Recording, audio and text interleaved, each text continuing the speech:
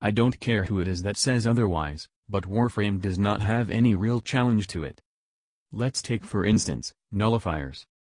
While aggravating, annoying, and outright cancerous at times, nullifiers are not that bad of an enemy as they're made out to be, on their own. I will indeed agree that going up against a mob of nullifier enemies is about as fun as being told you have mesothelioma, but, nullifiers are at the very minimum easy to spot, and relatively easy to deal with as long as you are not in an enclosed area. The concept of an enemy that can counter a Warframe's unique powers is not a bad idea by itself, but the reason why people hate the idea of losing the ability to use their powers is because of how outrageously easily they can be taken away. Nullifiers at the very least have a very noticeable bubble that allows you to see them from a distance, meaning you can identify their location quite easily. That's their thing. They have the powerful capability to shut down a Warframe's powers, but the player can counter that by simply paying attention for that iconic bubble. That's all well and good, but then we have enemies that can disrupt the player's gameplay so easily that it honestly gets ridiculous. I'll use the Energy Leech Eximus as an example. Unlike the nullifier, the Energy Leech Eximus has no clear visual or auditory giveaway, and they don't have to be in your face for their ability to take effect. Again, having enemies that can counter the player in some way is absolutely fine, so long as there is a way to easily identify them.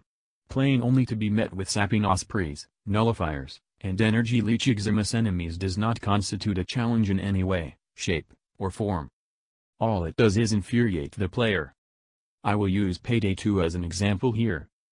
Payday 2 has special enemies that each have unique abilities and appearances. For example, the Cloaker is a special enemy that gives off a unique sound, and spawns in specific areas in game. However, they have the unique ability to instantly down the player if they are not dealt with accordingly. He's gonna need some protection.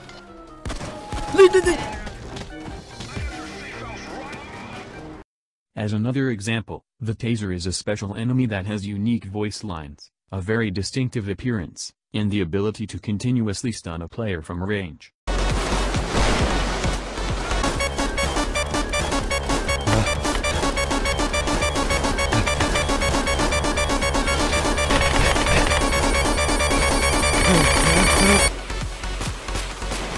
Lightning bolt! If not dealt with, the player loses precious ammunition and has the chance of being downed. As a last example, the Shield is a special enemy that carries a distinctive bulletproof shield, which can absorb all incoming gunfire. The shield in question can be easily countered by using explosives.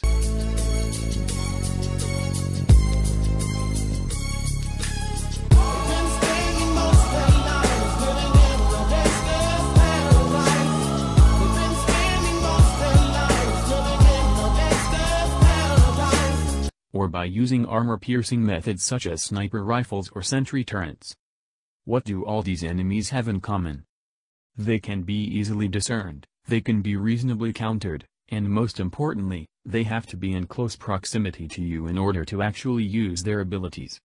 Unfortunately, Warframe doesn't follow this example, especially in high-level areas where enemies start dealing damage so high that players are practically required to use Warframes that can withstand this type of assault, such as Chroma, Rhino, Mesa, and Trinity.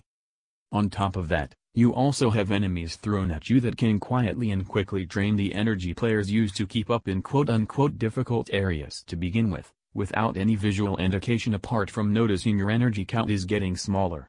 It's absolutely not a good thing if you are forced to play Where's Waldo just to get a beat on the one enemy that's debuffing you.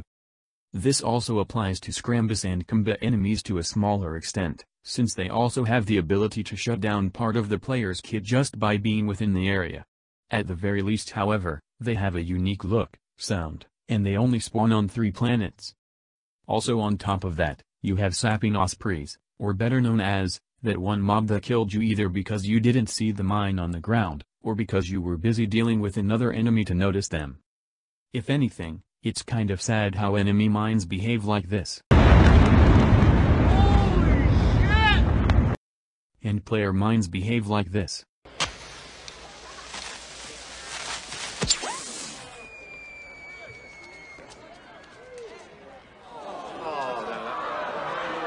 There's a reason why the top-tier Warframes are the ones that can either destroy everything in sight or survive a bigger punishment than the one your dad gave you. It's because playing anything else in high-level content just isn't as viable.